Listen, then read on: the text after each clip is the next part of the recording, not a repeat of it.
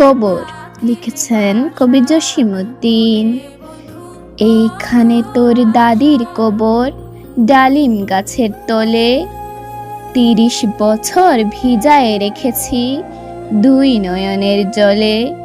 এতেটুকু তারে ঘরে এনেছিল সোনার মতন মুখ। পুতুলের বিয়ে ভেঙে গেল বলে কেঁদে ভাসাইত বুক।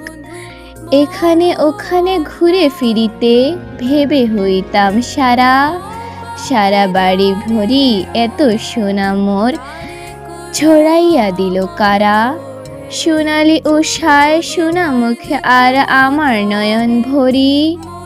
লাঙ্গল লইয়া খেতে ছুটিতাম গায়ের ওপর ধরি। যাইবার কালে ফিরে ফিরে তারে দেখে লইতাম কত। একথা লইয়া ভাবি সাব মোর তামাশা করিত শত।